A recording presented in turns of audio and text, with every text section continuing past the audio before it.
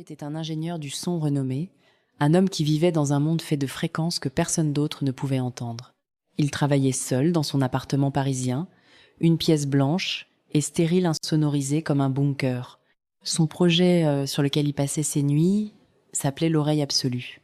C'était une application révolutionnaire capable d'isoler, de filtrer et d'amplifier les sons ambiants les plus infimes. Léo voulait permettre aux gens d'entendre la respiration d'une fleur ou le bourdonnement d'une ampoule électrique. Un soir de pluie, alors que la ville s'endormait, Léo brancha son prototype sur sa tablette. Il fit une analyse spectrale de son appartement. Il y avait le ronronnement lointain du métro, le goutte d'un robinet. Léo commença à filtrer ces bruits familiers pour voir ce qui se cachait dessous. Il élimina les basses fréquences, puis les médiums. Soudain, un pic apparaissait sur son écran. Un son ultra faible, bloqué entre 40 et 50 Hz. Léo mit ses casques haut de gamme et augmenta le gain. Ce qu'il entendit lui fit dresser les cheveux sur les bras. Ce n'était pas un bruit mécanique. C'était une voix humaine. Un murmure étouffé, répétitif. « S'il vous plaît, quelqu'un. La porte est verrouillée. Je ne peux pas respirer. » Le son était d'une clarté effrayante, comme si la personne parlait juste à côté de son oreille. Léo retira ses écouteurs, le cœur battant. L'appartement était silencieux. Il remit les écouteurs. La voix était toujours là. « Il fait noir. Il fait si noir. » Obsédé, Léo passa la nuit à nettoyer l'audio. Il supprima le bruit blanc et l'écho de la pièce pour isoler la source pure. Il se rendit compte avec horreur que l'acoustique de cet enregistrement ne correspondait pas à son appartement.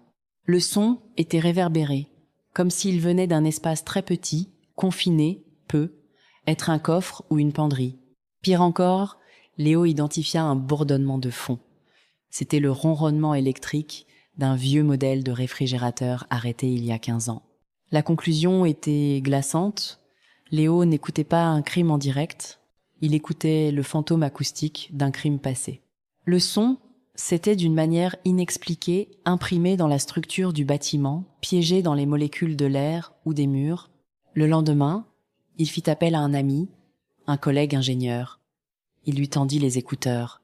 « Écoute », dit Léo. Son ami écouta, fronça les sourcils et secoua la tête. « Je n'entends rien, Léo, juste du souffle. » Léo comprit qu'il était le seul à pouvoir l'entendre, comme si l'application s'était calibrée sur ses propres fréquences cérébrales. La voix changea. Dès lors, chaque fois que Léo activait l'app, le message devenait plus clair. « Je suis là, tout près, sous le plancher. » La paranoïa s'installa. Léo commença à dévisser les plinthes, à percer le parquet de son salon. Les jours passaient, il ne dormait plus, hanté par ce suppliqué qui lui parlait uniquement à lui. Une nuit, l'analyse spectrale lui donna une localisation précise. La source se trouvait derrière le mur de sa chambre à coucher. La voix haletait « Fais un trou, je vois la lumière, fais un trou maintenant. » Armé d'une masse, Léo se leva et fonça vers le mur. Il frappa avec une force désespérée, éclatant le plâtre. Il frappa encore et encore, les mains ensanglantées, jusqu'à ce qu'une brèche apparaisse. Mais derrière les briques, il n'y avait que du vide. Un conduit de ventilation étroit et vide, personne.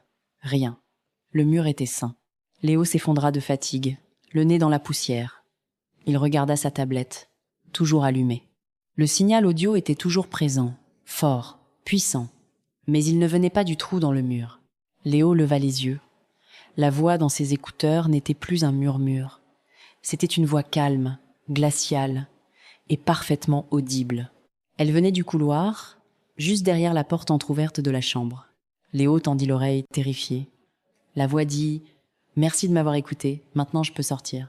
Et les écouteurs de Léo se mirent à grésiller, un grésillement humide, comme si quelque chose s'infiltre dans le circuit, puis dans ses oreilles. Léo réalisa qu'il n'avait pas libéré un fantôme. Il avait été utilisé comme amplificateur pour en faire entrer un nouveau. Merci d'avoir regardé, à très bientôt.